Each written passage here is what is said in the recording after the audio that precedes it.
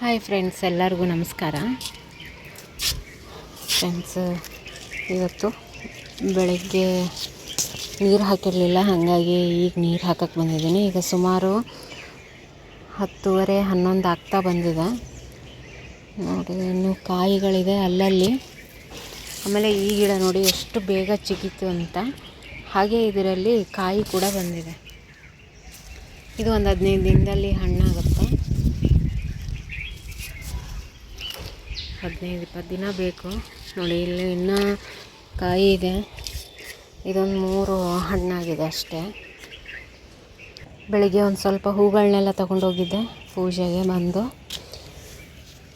ಈಗ ಸ್ವಲ್ಪ ತರಕಾರಿ ಕೆಲವೊಂದು ಬೆಳೆದಿದ್ದಿತ್ತು ನೋಡಿ. ಇದೆಲ್ಲ ಹಾಗೆ ಇದೆ. ಹಾಗೆ ಇಲ್ಲಿ ಇದು ಅಲಸಂದೆ, ಇದಕ್ಕೆ ಹುಳ ಹತ್ಕೊಂಡ್ಬಿಟ್ಟಿತ್ತು. ಇದಕ್ಕೇನಂದರೆ ದಿನ ನೀರು ಹಾಕಬೇಕಾದ್ರೆ ನಾನು ನೀರನ್ನು ಸ್ಪ್ರೇ ಮಾಡ್ತೀನಿ.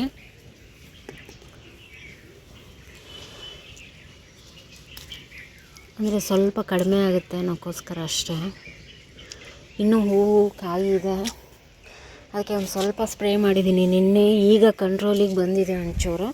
ನಿಮ್ಮ ಹತ್ರ ಏನೂ ಇಲ್ಲ ಅಂದರೂ ಕೂಡ ನೀವು ನೀರನ್ನು ಸ್ಪ್ರೇ ಮಾಡಿದ್ರೂ ಕೂಡ ತೊಂದರೆ ಇಲ್ಲ. ಕೈಯಿಂದ ಒಂಚೂರು ತಕ್ಕೋಬೇಕು. ಹಾಗೆ ಒಂದು ಹಾಗಲಕಾಯಿ ಕೂಡ ಇದೆ, ಇನ್ನೂ ಕೂಡ ಕಟ್ ಮಾಡಿ ತಕ್ಕೋತೀನಿ ನೋಡಿ. ಎಳೆದು ತುಂಬ ಚೆನ್ನಾಗಿದೆ. ಹಾಗೆ ಫ್ರೆಂಡ್ಸ್, ನಾನು ಈ ಮಂಗರವಳ್ಳಿನ ಹಚ್ಚಿರೋದು ತೋರಿಸಿದ್ದೆ, ಕಟ್ಟಿಂಗ್ ಹಾಕಿರೋದನ್ನು ನೋಡಿ. ಅದು ತುಂಬ ಚೆನ್ನಾಗಿ ಚಿಗುರ್ಕೊಂಡಿದೆ. ಅದರಲ್ಲೇ ಒಂದು ಇದು ಮಾರ್ನಿಂಗ್ ಗ್ಲೋರಿ ಬೆಳ್ಕೊಂಡಿದೆ. ಇದು ಬೇಡ, ತಕ್ಕೊಂಬಿಡ್ತೀನಿ ನಾನು. ಯಾಕಂದರೆ ಇದರಲ್ಲಿ 4 ಗಿಡ ಹಾಕಿದ್ದೀನಿ, 4 ಕಟ್ಟಿಂಗ್ ಹಾಕಿದ್ದೀನಿ ನಾನು. ಏನಾದರೂ ಬೇರೆ ಗಿಡಗಳಿದ್ದರೆ ಅದನ್ನು ತಕ್ಕೊಂಬಿಡ್ಬೇಕು ನೋಡಿ. ಈಗ ಎಲ್ಲ ಕಟ್ಟಿಂಗ್ಸು ತುಂಬ ಚೆನ್ನಾಗಿ ಗ್ರೋ ಆಗಿದೆ. ಇದರಲ್ಲೂ ಕೂಡ ಬಂದಿದೆ, ಇದರಲ್ಲೂ ಬಂದಿದೆ, ಇಲ್ಲೂ ಬಂದಿದೆ, ಇಲ್ಲೂ ಬಂದಿದೆ. 4 ಕಟ್ಟಿಂಗ್ ಚೆನ್ನಾಗಿ ಬಂದಿದೆ. ಇದನ್ನು ಬೇರೆ ದೊಡ್ಡ ಪಾಟಿಗೆ ಶಿಫ್ಟ್ ಮಾಡ್ಕೊತೀನಿ. ಹಾಗೆ ಇದಕ್ಕೆ ಒಂದು ಸಪೋರ್ಟ್ ಕೂಡ ಕೊಡಬೇಕು, ಅದನ್ನು ಕೂಡ ಕೊಟ್ಕೊತೀನಿ. ಹಾಗೆ ಇದರಲ್ಲಿ 1-2 ಬದನೆಕಾಯಿ ಚೆನ್ನಾಗಿದೆ, ಇದನ್ನು ಕೂಡ ತಕ್ಕೊತೀನಿ.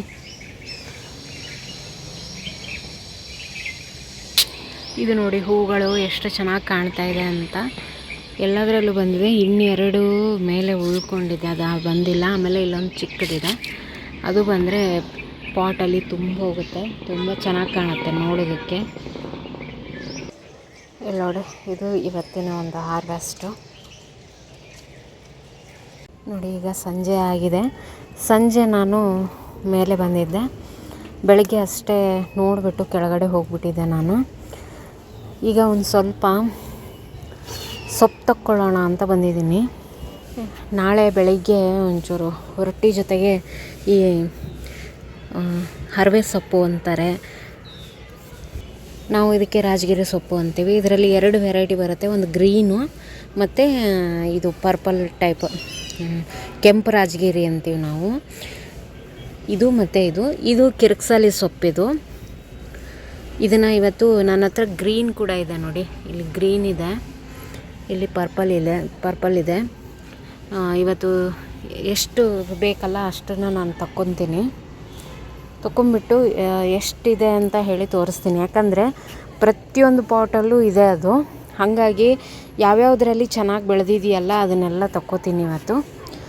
ವಿಡಿಯೋ ತುಂಬ ದೊಡ್ಡದಾಗತ್ತೆ ತೋರಿಸ್ತಾ ಹೋದರೆ, ಅದಕ್ಕೋಸ್ಕರ ಫಸ್ಟು ತೆಗಿತೀನಿ, ಆಮೇಲೆ ತೋರಿಸ್ತೀನಿ ನೋಡಿ. ಇಷ್ಟೊಂದು ನಾನು ಸೊಪ್ಪು ತಕ್ಕೊಂಡೆ. ಒಂದಿಷ್ಟು ಬೀಜ ಕೂಡ ಆಗಿದೆ. ಇದನ್ನೆಲ್ಲ ಇವತ್ತು ಬಿಡಿಸ್ಬಿಟ್ಟು ನಾಳೆಗೆ ಮಾಡೋಣ ಅಂತ. 1-2 ಕಟ್ಟಷ್ಟು ಸಿಕ್ಕಿದೆ ನನಗೆ. ಫ್ರೆಶ್ ಆಗಿರೋ ತರಕಾರಿ ಸ್ವಲ್ಪ ಸಿಕ್ಕರೂ ಸಾಕು ಆ ಥರ. ಬೆಳಗ್ಗೆ ಒಂದು ಸ್ವಲ್ಪ ತೆಗ್ದಿದ್ದೆ, ಈಗ ಒಂದು ಸ್ವಲ್ಪ ತೆಗ್ದಿದ್ದೀನಿ. ಕಿರ್ಕ್ಸಾಲಿ ಸೊಪ್ಪು ಕೂಡ ರೆಡಿ ಇದೆ ಆ್ಯಕ್ಚುಲಿ ಹಾರ್ವೆಸ್ಟ್ ಮಾಡೋದಕ್ಕೆ. ಒಂದೇ ದಿನ 2 ಸೊಪ್ಪು ನಾನು ತೆಗಿಯಲ್ಲ, ಒಂದೊಂದಾಗೆ ತಕ್ಕೋತೀನಿ. ಹಾಗಾಗಿ ಇವತ್ತು ಇದನ್ನು ಬಿಡ್ತಾಯಿದ್ದೀನಿ. ನೆಕ್ಸ್ಟು ಮತ್ತೆ ತೆಗಿತೀನಿ ನಾನು. ಈ 2 ಸೊಪ್ಪಂತೂ ಕಂಟಿನ್ಯೂಸ್ ಆಗಿ ನನ್ನ ಗಾರ್ಡನಲ್ಲಿ ಇದ್ದೇ ಇರುತ್ತೆ.